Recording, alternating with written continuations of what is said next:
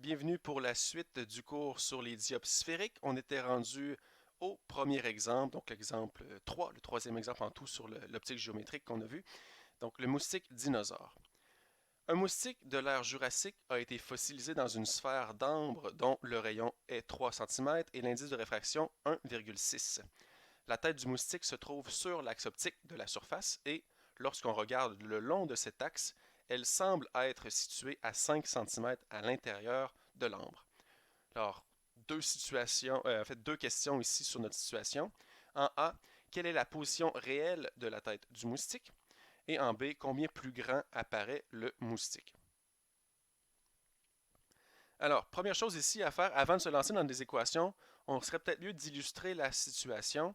Alors, on a de l'ambre, l'indice de réfraction c'est 1,6 et son rayon est de 3 cm. Et quand on regarde, on voit que la tête du moustique semble être à 5 cm. Donc, ce qu'on voit, c'est l'image. Donc, si on illustre la situation ici, on a l'ambre à gauche, donc 1,6 d'indice de réfraction, et à droite, c'est l'air, donc N2 est égal à 1.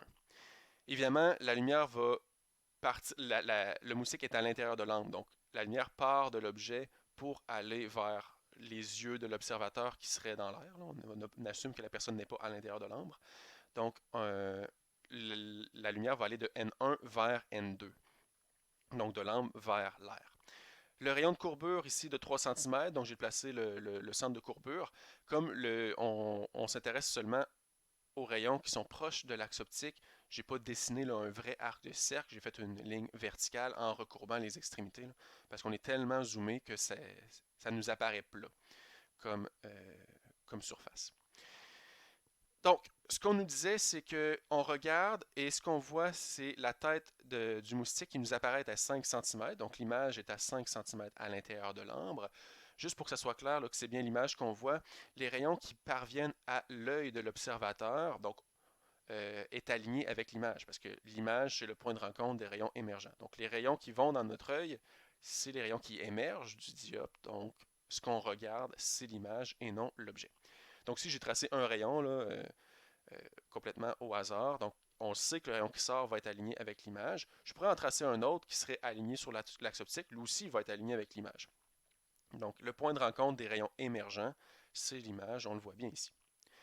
Maintenant, pour savoir l'objet, ben, c'est le point de rencontre des rayons incidents. Donc, c'est sûr qu'il y a un rayon incident que je peux tracer tout de suite. C'est celui qui est sur l'axe optique. Parce que s'il arrive à incidence normale, il ne sera pas dévié. Donc, on sait que l'objet va être sur l'axe optique. Là, la question, c'est où? On a besoin d'un autre rayon pour ça. Alors, ce qui va m'intéresser ici, c'est la transition que j'ai mis dans le petit cercle ici, là. Donc, le rayon que j'ai tracé qui émerge, il faut savoir il était où le rayon qui arrive à cet endroit-là. Donc, il arrivait où? Donc, on a un dioptre, donc un changement d'indice de réfraction. On pourrait utiliser l'équation, là. On pourrait utiliser l'équation N1 sin θ 1 égale N2 sin θ 2. Pour ça, ben, il faut prendre nos angles par rapport à une normale. Et la normale, ben, c'est la ligne qui passe par le centre de la sphère. Donc le centre de courbure, n'importe quelle ligne qui passe par ça, c'est un rayon ou un diamètre, donc c'est perpendiculaire. Évidemment, ça n'a pas l'air perpendiculaire sur le schéma parce que en Y, on est beaucoup zoomé. Ce n'est pas les mêmes échelles horizontales et verticales. Donc les angles sont tordus un peu, mais ce pointillé-là noir est perpendiculaire. Donc θ1, ce serait l'angle du rayon incident qu'on ne connaît pas encore avec la normale. Et θ2, ben, c'est l'angle du rayon émergent. Lui, on le connaît. On pouvait dessiner n'importe quel rayon émergent vu qu'on connaissait l'image. Donc, on a θ2 ici.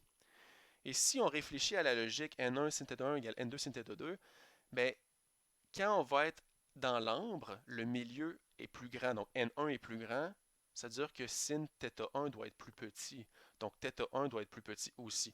Donc, ce qu'on sait de notre rayon incident, c'est qu'il va être plus proche de la normale que le rayon émergent. Alors là, on n'a rien calculé encore, mais on sait que l'objet va se situer entre l'image et le centre de courbure. Donc, entre 3 et 5 cm là, à partir de la surface. Donc, ça, c'était notre θ1 que je mentionnais. Maintenant, pour faire les calculs, donc, il se situe où l'objet? Donc, l'objet, il va être ici, donc le point d'intersection des deux rayons incidents. Mais c'est quoi sa position précise? On va y aller avec nos équations pour trouver la distance P. Et maintenant que tout est bien dessiné, au moins on est sûr de ne pas se tromper avec les signes. Parce que les données qu'on a, c'est quoi? N1, c'est 1,6 pour l'ambre, 1 pour l'air. Le rayon de courbure vaut 3 cm, mais il faut faire attention, le centre de courbure n'est pas du côté des rayons émergents, donc c'est un rayon de courbure négatif. Ensuite, Q, la distance c'est 5 cm. Attention, c'est une image qui est virtuelle. Pourquoi c'est virtuel? Parce que les rayons qui émergent, les deux rayons bleus à droite, sont divergents. Donc, s'ils sont divergents, c'est une image qui est virtuelle, c'est-à-dire une distance image négative. Et là, maintenant que nos données sont connues, il y a seulement P qui nous manque dans l'équation de notre diode sphérique. Alors, on substitue les valeurs qu'on connaît, on isole P, et on obtient une valeur. Donc, si j'avais mis mes distances en centimètres, j'obtiens une valeur de 4 cm pour P. Ça confirme ce qu'on disait, c'était entre 3 et 5 cm. Et là, en fait, ça tombe exactement entre les deux. Question B, combien plus grand apparaît le moustique? Donc, si c'est le grandissement qui nous intéresse, on ne connaissait pas la grandeur du moustique. On ne connaîtra pas la grandeur de l'image non plus. Mais on peut savoir c'est quoi le rapport entre les deux quand même. Donc, le rapport entre les deux se trouve avec le grandissement. Donc, moins N1 sur N2 fois Q sur P. Ici, on met les valeurs tout simplement qu'on avait pour N1, N2, Q et P, en faisant attention au signe, Q qui était négatif, et on obtient un grandissement de 2. Donc, quand on regarde à l'intérieur de l'ambre, le moustique nous apparaît 2 fois plus grand qu'il est en réalité, et il n'est pas inversé. Ce qui est quand même logique. Là. Quand on regarde un poisson dans un aquarium, le poisson polaire à l'envers, là, donc il fallait logiquement obtenir un grandissement positif.